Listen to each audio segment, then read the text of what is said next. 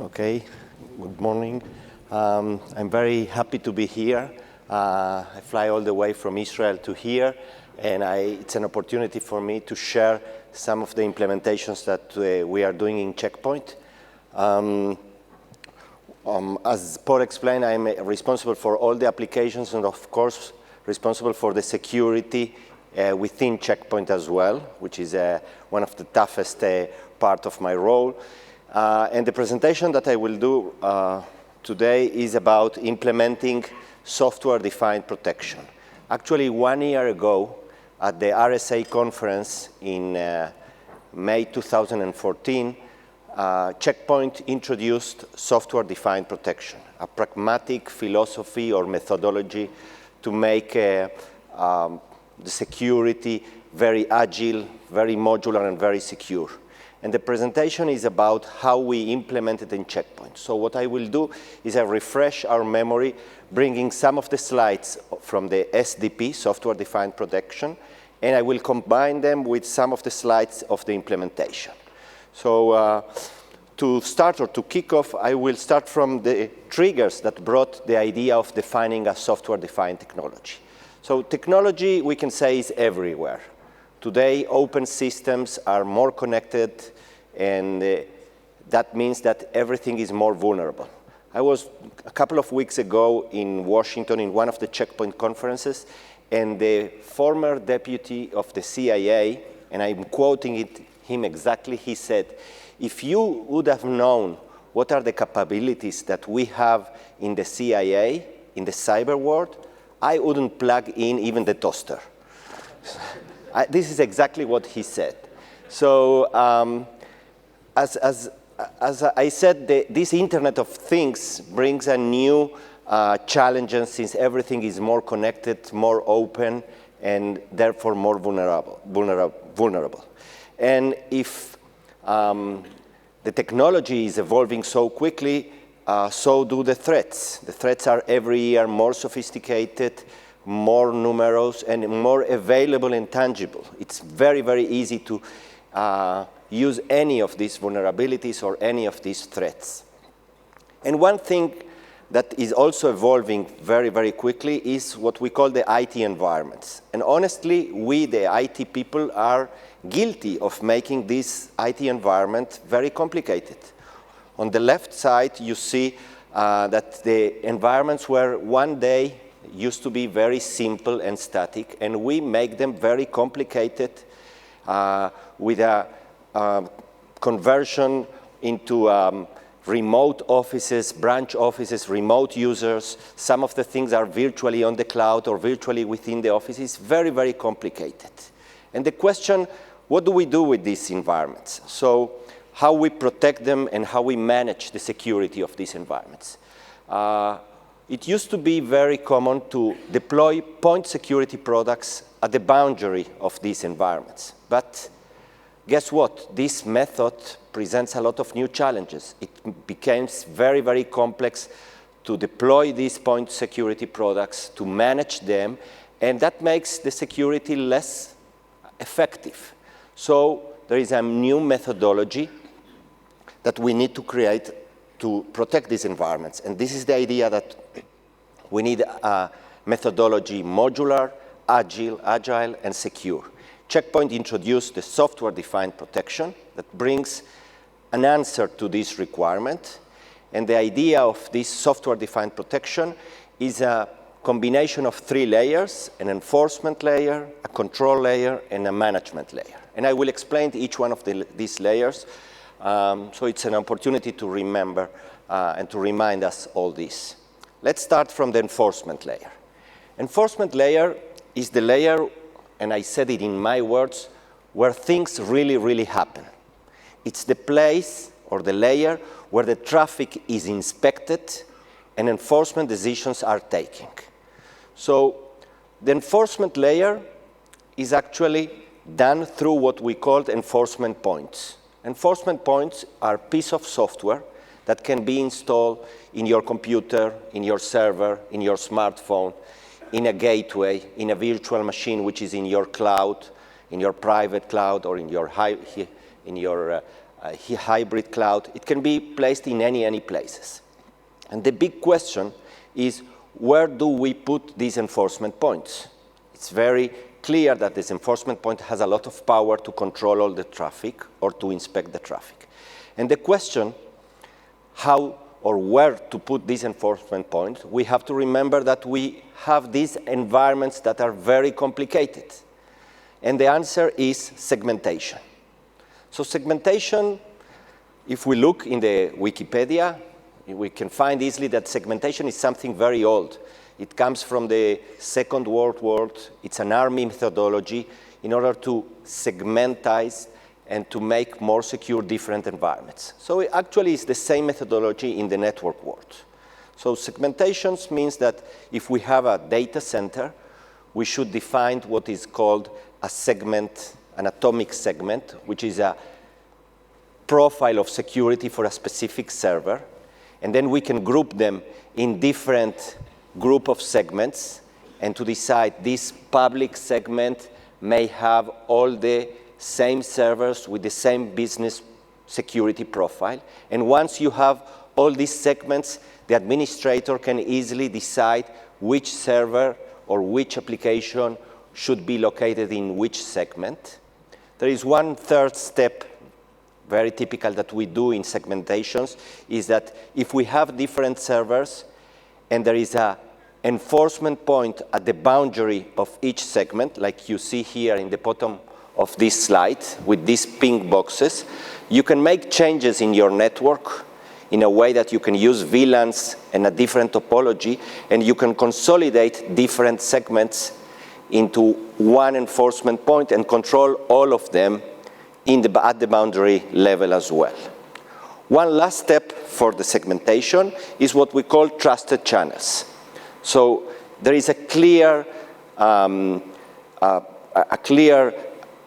understanding that some segments need to interact with other segments. For example, we can have a data center in one place and a data center in another place which have exactly the same security profile, and we can define a trusted channel that will make the administration of all this segmentation much, much easier. This trusted channel can be sometimes located within the data center, or sometimes it crosses the IP backbone and requires encryption. So in one way or the other, trusted channels is an important step of the segmentation. Now let's see how we implemented this in Checkpoint. So it's enough with the theory. In Checkpoint, we have the same segmentation idea with two basic principles, that things need to be simple, and also we will allow authorizations on a need-to-need basis. So what we did in Checkpoint, and this is a concept, we defined at least 4 segments. De facto, we defined a few more, but this is the main concept. So we start with the DMZ, which is a zone populated with our public systems. Good examples are our portals for customers or for end users, our support center, eStore, the public site. Then we have a second area or second segment called SSA, Secure Server Area. And this is a zone populated with systems that has some confidential information only for employees. And this zone can be accessed by employees wherever they are, if they are within the office or on the road. The best example for this is the Exchange. Our mail system definitely has a lot of confidential information, and employees have the right to access the SSA wherever they are, in the office, or like here, I'm in the middle of the trip, I need to access my mail system. Then we have a more confidential or sensitive data, what we have an internal zone with some information, applications like our ERP. And finally, we have departmental zones with very, very restricted information. A good example can be the R&D area, where we have our core systems, where the code of our products are located. In the internal and departmental zones, we also defined that people can access only if they're physically in the office of Checkpoint. So this is a definition that we have, very simple to understand, and the truth is that when a new employee arrives to Checkpoint, we explained very easily this so they will understand what is the policy and the segmentation about, rather than signing these long security policy documents that nobody reads. So the idea is that it needs to be relatively simple to understand. Now let's see how these segments look in the graph. So here we have a graphical concept of our main office in Tel Aviv. We have the internet, the DMZ on the left, the secure server area on the right. On the DMZ, as I explained before, we locate our public site, our portals. On the secure server area, we have the exchange, the call center, sales systems that our sales force need to access wherever they are. And on the bottom part, following 2 layers of firewalls, we have a series of internal zones or departmental zones. Please pay attention that each one of them has an enforcement point at the boundary. And what we did is we combined VLANs, as I explained before, and we consolidate each one of the segments into one enforcement point that through that enforcement point, we control each one of these segments separately. One last step, we have development offices in different places in the world, or sales offices. As a result of that, I can define easily trusted channels, which makes the work of the administrator much, much easier. Now let's move to the next layer. This is the control layer. The control layer is the layer where the protections are generated, are defined, generated, and deployed into the enforcement layers of the enforcement point.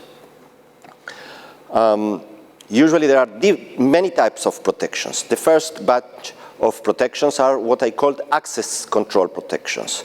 These are protections that usually are the firewall, the next generation firewall, where there is a lot of rules of authorized transactions between users, data, or assets. This is a very basic, are the classic protections that we knew from almost 10 years ago, and they work very well, but these are not enough. We have another group of protections, which I call the data protections, like the DLP, application control, and URL filtering. These are protections that are mainly focused on the data flow or the data protection. But this is not enough. We need also protections for what we call the known threats or the unknown threats. And we have another group of protections, which I call the threat prevention protections, with good examples can be the threat emulation, anti-bot, and a new protection that we have in Checkpoint right now, which is threat extraction. So as you can see, we have, and this is just a few examples of protections that we have, and there are more. In order to make this presentation a little bit more interesting, I will give you some examples of cases that we have during the implementation of these protections. So I selected a few of them. The first one will be about threat emulation. So this is a real case that happened to us in New York in February this year. So in New York, we have a vice president of global accounts and strategic accounts. His name is Michael Anderson, and he received this mail. I hope you can read from very far. It's to Michael Anderson from Seastong, and it's about domestic wire transfer recently sent from your bank account, blah, blah, blah. And there is an attachment, payment info, and a long number, .docs. And this is what he received, or supposed to receive. So I met Michael Anderson a few days after, and I asked, Michael, would you have opened this document? And his honest answer was, look, Jorge, in a busy day, when I'm not as alert as I should be, probably I will open it. So it's very risky that Michael Anderson, a person with a lot of confidential information in his computer, would have opened such a document. And the question is this a standard mail or is a targeted mail? So when we checked the mail through different tools like VirusTotal, we found it clean, and any link there didn't find any problem.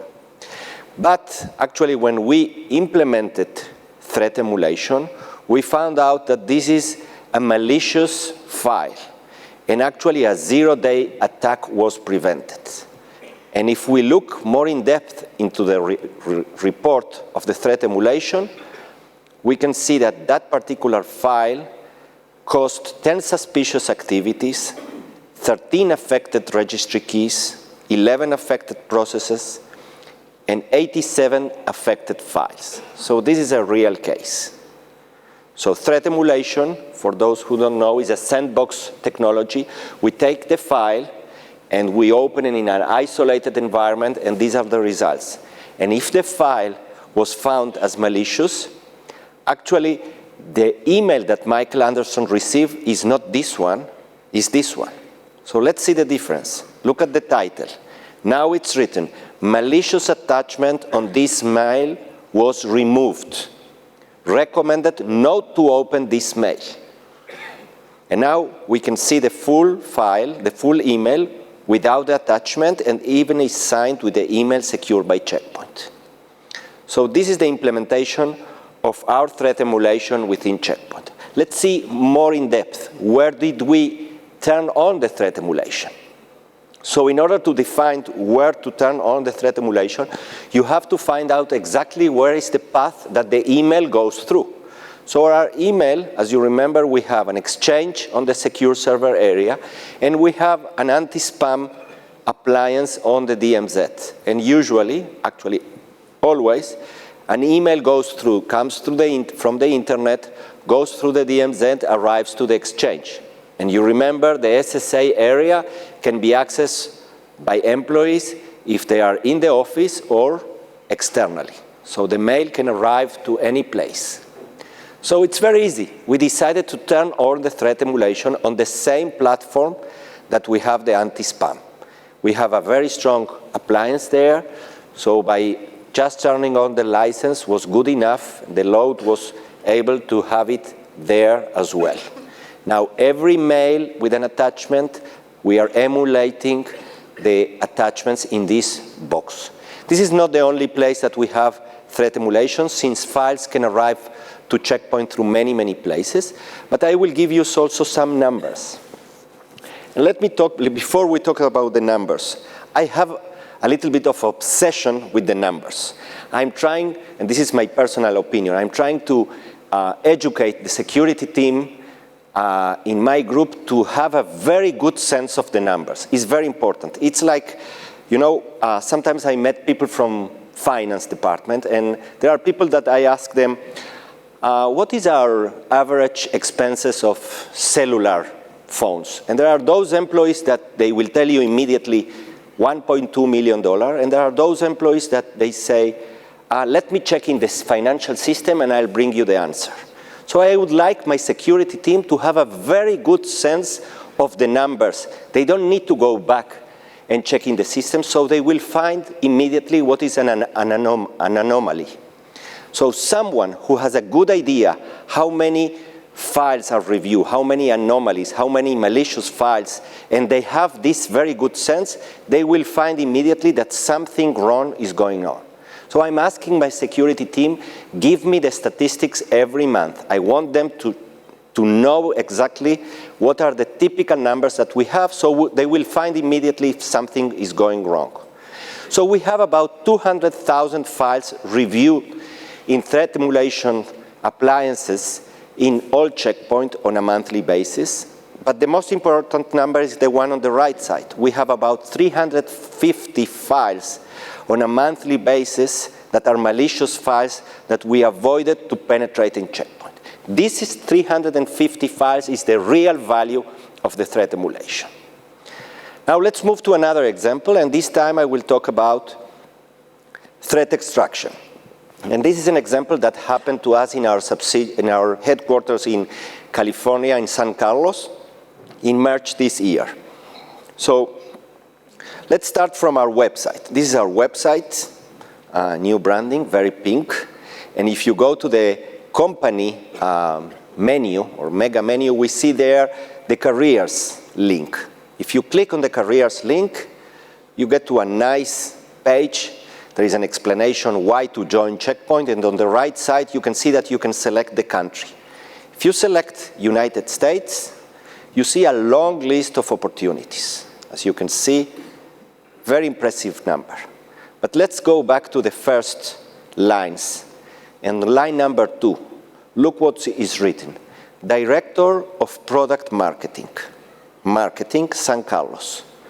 So someone thought, wow, this is a very good position, very high in the hierarchy of Checkpoint, director.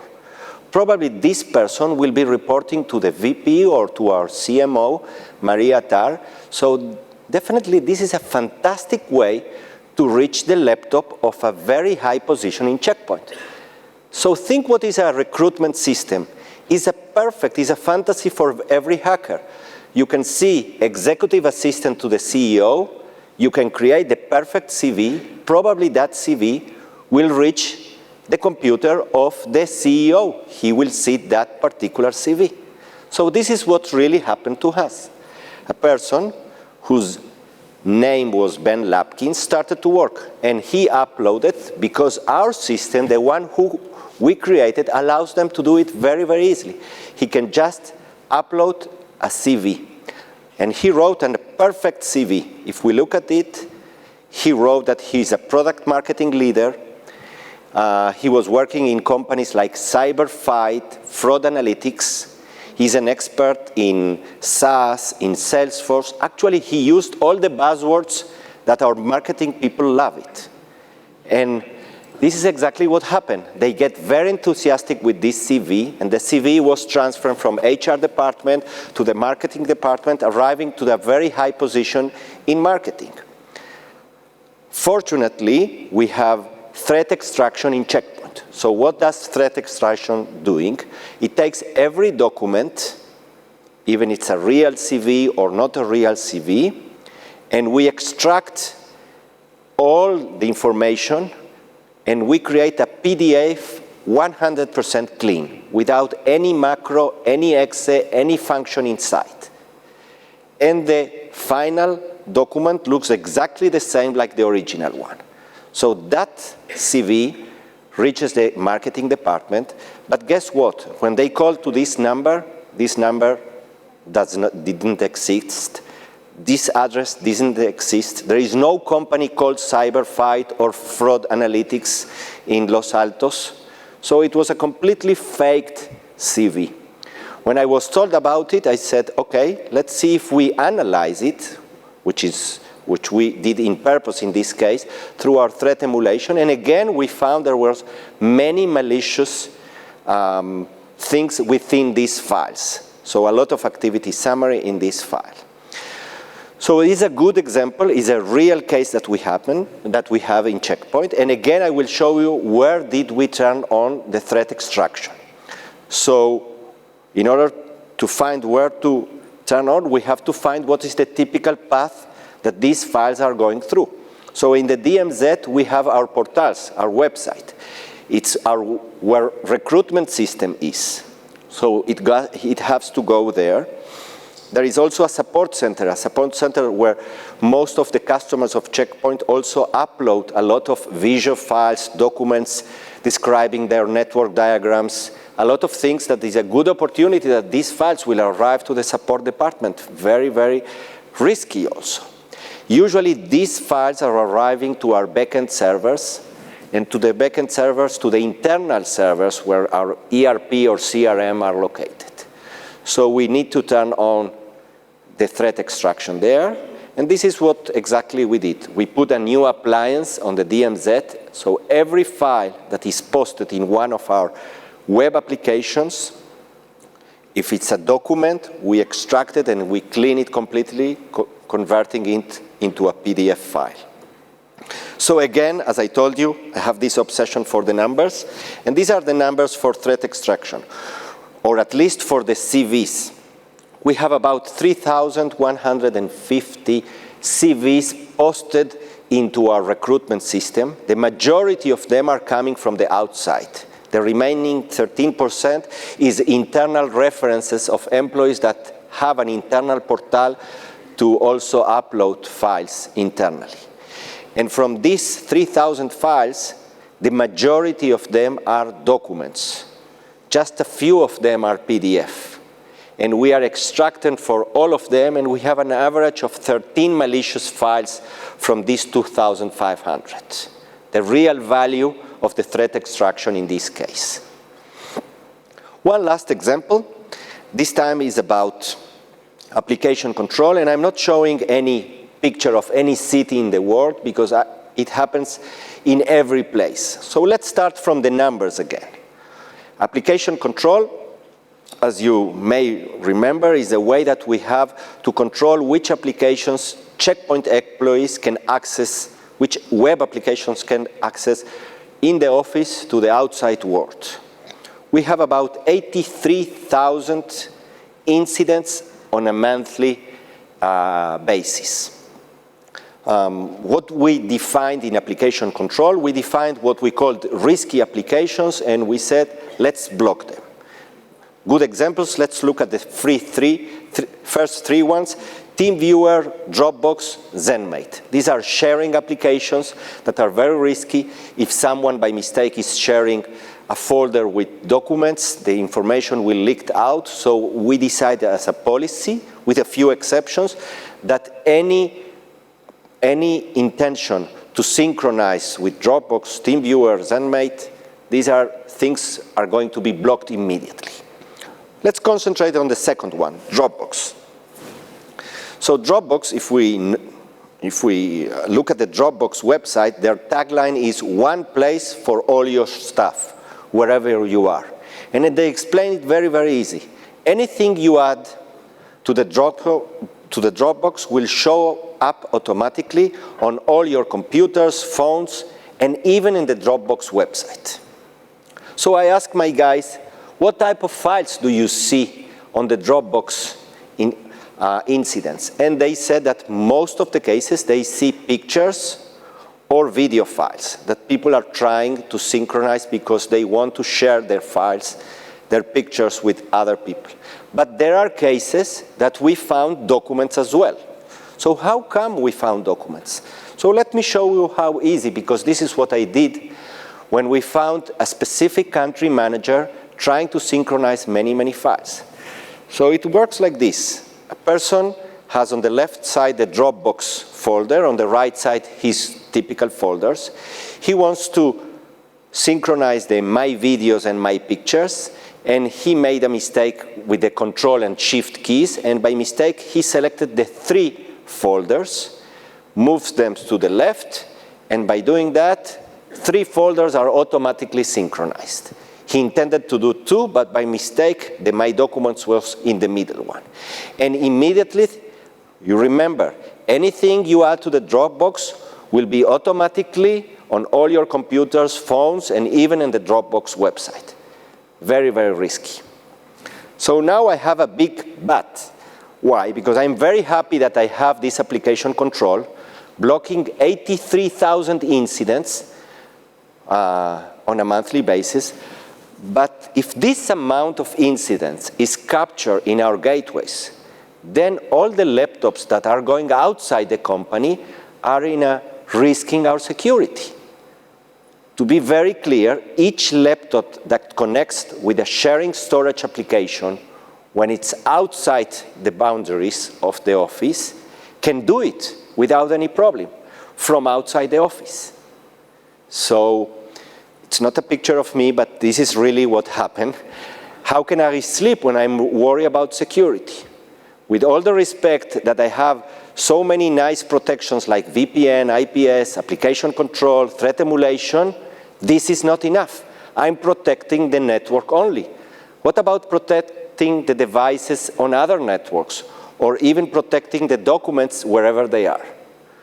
Fortunately, we have deployed a new solution in Checkpoint called Capsule Cloud. So for those who don't know, Capsule Cloud is a set of dozens of different gateways located in the world, and I can enforce any laptop of the company to drive their traffic to one of these gateways, which are shared gateways by all of us, by all the customers, but each one is able to define its policy to the gateways in the world. It's like extending your private gateways to a set of public gateways owned by Checkpoint with your own policy. And it's very easy. By going into the management of our security systems, you click on the Capsule Cloud, and you can define the same policy that we have for our internal policy. So this is what we did. We selected file sharing, and we block it. And the results are as follows. We used to have 83,000 cases within the office, and by enforcing a few hundreds of the employees in the first months, immediately we added almost 40,000 more incidents from the cloud, which means people outside the offices,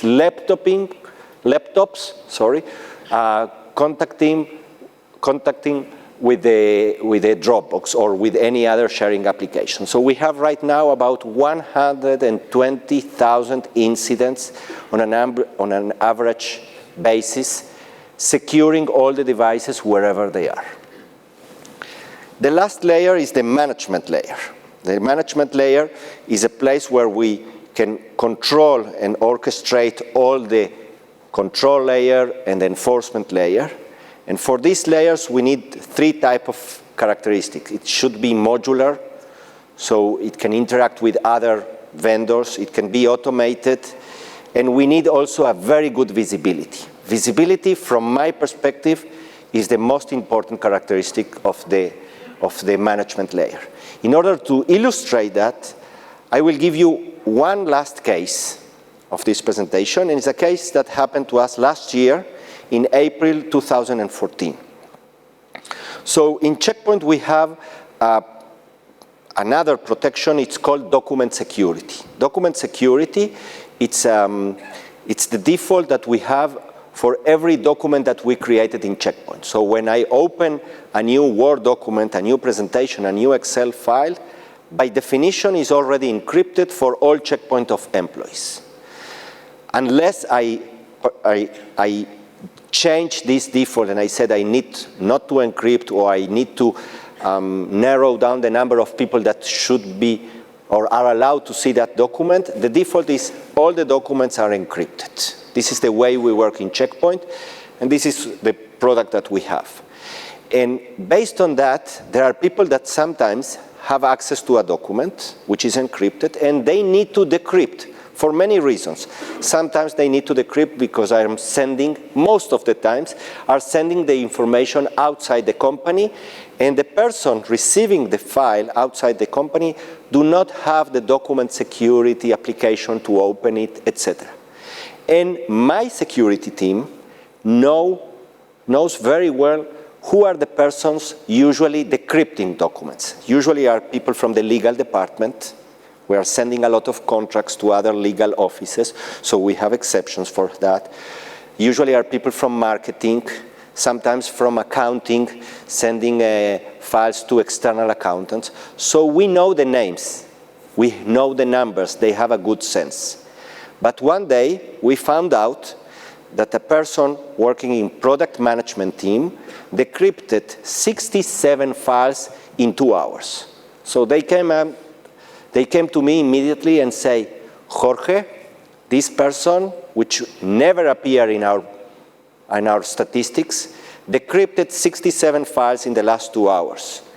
And I knew personally this person, and this person is about to leave Checkpoint in 2 days. So I said, okay, perfect case. And in product management, which means that he has all these documents, and I look at the list of documents that he decrypted, all of them about analysis of our new set of products for the coming years. But I knew this person, and I knew he was working for Checkpoint for more than 10 years. I trusted him. However, my role is to watch now what's going on. And for the next 48 hours, within the management tool of Checkpoint, I was checking every activity that this person was doing. So if he was sending a web mail, sharing applications that synchronize with the cloud, if he was copying something to an USB key, everything could be seen from the same management tool. So I didn't need to go to different tools. I had an excellent visibility of that case. After the 2 days, just to finish the story, nothing happened. Nothing suspicion happened. So the person was about to leave. He came even to my office to say me goodbye.